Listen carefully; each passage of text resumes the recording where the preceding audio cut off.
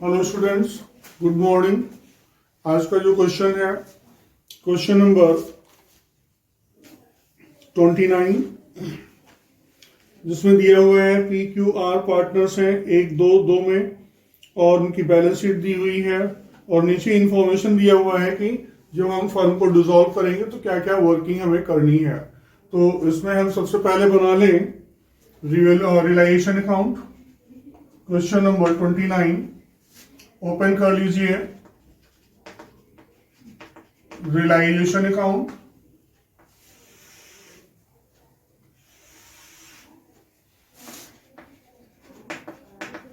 Particulars, amount, particulars और amount. तो सबसे पहले देखिए एसेट्स में क्या क्या दिया हुआ है। एसेट्स में दिया हुआ है लैंड एंड बिल्डिंग, ले आइए टू लैंड एंड बिल्डिंग, ये दी हुई है 5 लाख, तो 5 लाख दिखा दीजिए। फिर दिया हुआ है 2 ऑफिस इक्विपमेंट्स, ले आइए,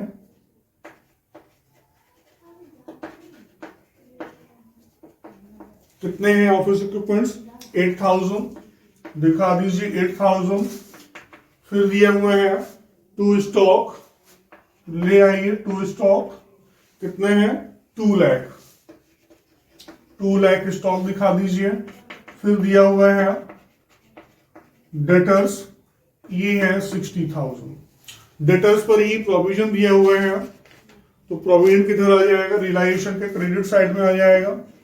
by provision for doubtful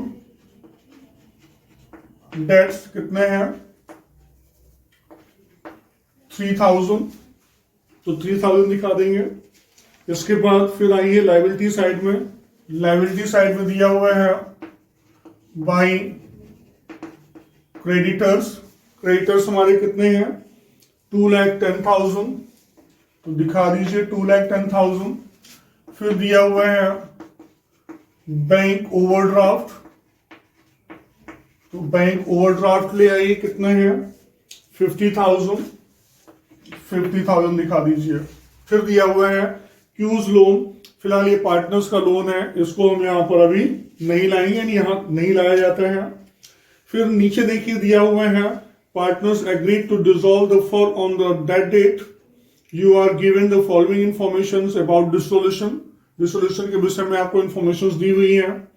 one of the debtors 20,000 paid 12,000। देखिए डेटर्स पर 20,000 के डेटर्स हैं, इनसे हमें मिल रहा है 12,000, और बाकी जो डेटर्स बचे, यानी डेटर्स कितने थे 60,000 थे, 20,000 निकल गए, कितने बचे 40,000, और इनमें से 5,000 पर हमें पेमेंट नहीं रिसीव हो रहा। तो कितना रिसीव हो रहा है 35,000 रिसीव हो रहा है। तो हम यहां पर क्या करेंगे, रियलाइज कर लीजिए एसेट्स को, दिखा दीजिए बाई बैंक अकाउंट और डैश करके डेटर्स पर कितना रियलाइज हुआ 47,000। ठीक है। इसके बाद फिर नीचे बताया जा रहे हैं स्टॉक सोल्ड हुए हैं 20,000 पर, तो स्टॉक को सोल्ड कर लीजिए 20,000।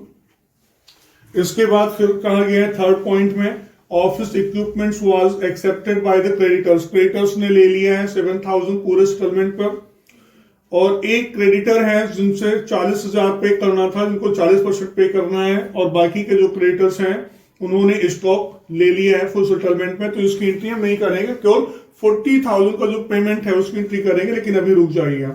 ठीक है।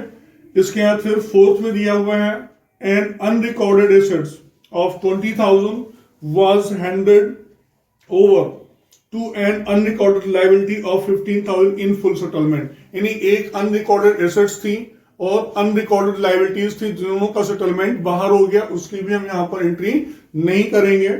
फिर आता है नीचे land and building were sold, land and building को भी सोल्ड किया गया है, तो यहां दिखा दीजिए लैंड एंड बिल्डिंग कितने पर सोल्ड हुआ है, less 20%। Land and building 5 lakh था, इसका 20% 1 लाख माइनस हो जाएगा, तो कितना बचेगा 4 लाख।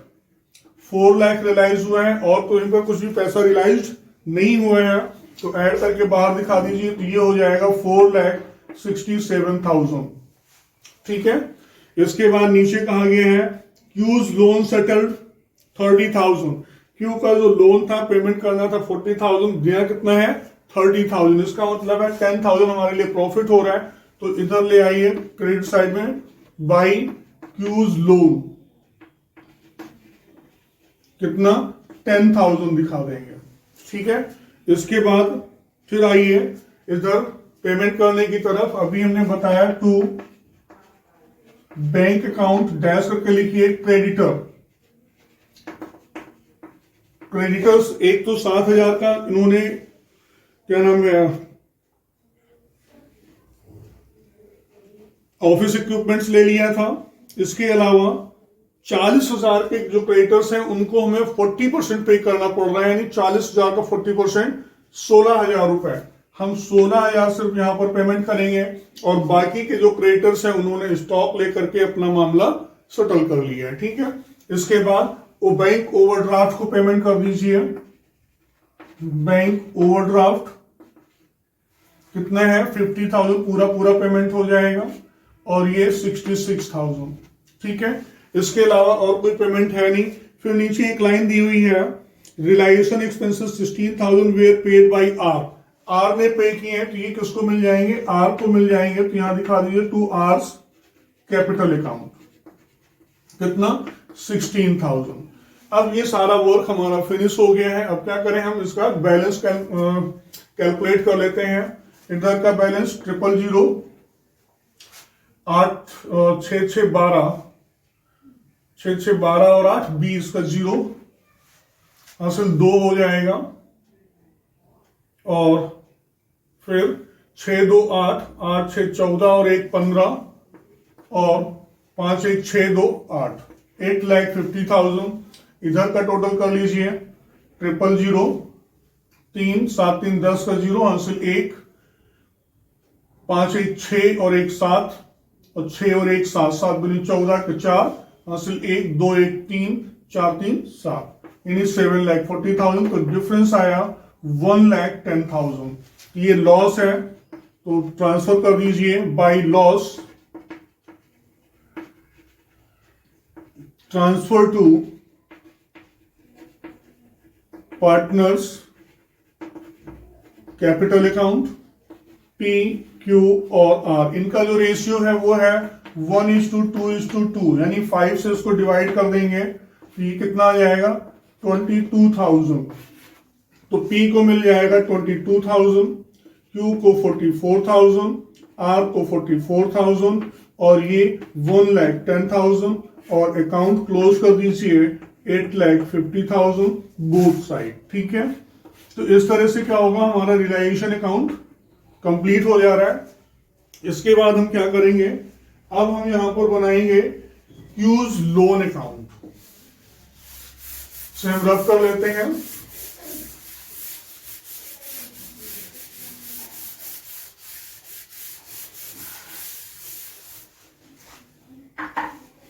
अब बना लीजिए यहां पर क्यूज लोन अकाउंट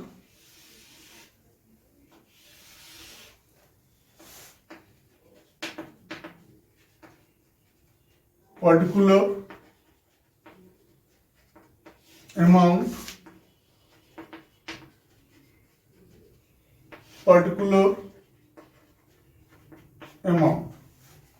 तो बैलेंस ले आइए बाई बैलेंस ब्रॉट डाउन 40,000।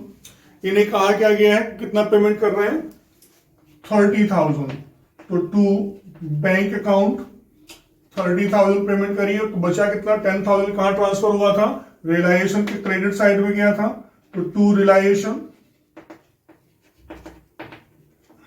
कितना 10,000 और क्यू का अकाउंट समाप्त हो जाएगा। अब बना लीजिए यहां पर पार्टनर्स कैपिटल अकाउंट,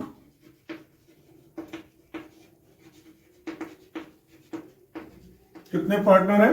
3 पार्टनर्स हैं।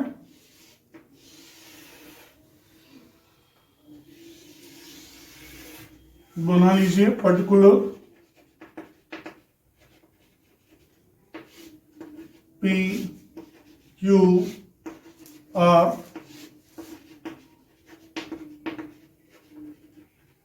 पर्टिकुलर P Q और R। सबसे पहले हम क्या करेंगे, इनका बैलेंस ले आइए। By balance brought down, P का बैलेंस है 1 लाख, Q का बैलेंस है 2 लाख और R का बैलेंस है 2 लाख। ठीक है, इसके बाद रिलायेशन से लॉस ले आइए। टू रिलायेशन कितना कितना आया था? 22,000 P में, 44,000 Q में और 44,000 R में। R को रेमुनरेशन मिला था एक, वो भी ले आइए यहां पे। बाय रिलायेशन अकाउंट कितना मिला था R को? 16,000 का पेमेंट मिला था। ठीक है ना। अब क्या करेंगे हम, टोटल कर लीजिए।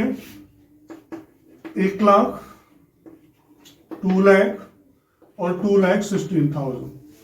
इधर जो भी डिफरेंस होगा वो क्या करेंगे हम, कैश में उसको बैंक से पेमेंट कर देंगे। तो यहां पे लिख लीजिए टू बैंक अकाउंट। P को जो पेमेंट देना है 000, 8 2 10, 7 2 9 1 10, 78,000 हम P को पेमेंट करेंगे। इनका 2 लाख, 000, 6 4 10, 5 4 9 1 10, 1 1 2, 1,56,000 Q को पेमेंट करेंगे और इनको 2,16,000। टोटल कितना है? 4 2 6, 7 4 11 और 1,72,000 क्या होगा? R को पेमेंट किया जाएगा। अब यहां पर बना लीजिए बैंक अकाउंट, और बैंक अकाउंट अगर आपका इक्वल अपने आप बराबर हो जाता है तो इसका मतलब है कि आपने जो क्वेश्चन किया हुआ है वो बिल्कुल सही है। Particular amount, particular amount. तो पहले बैलेंस ले आइए। टू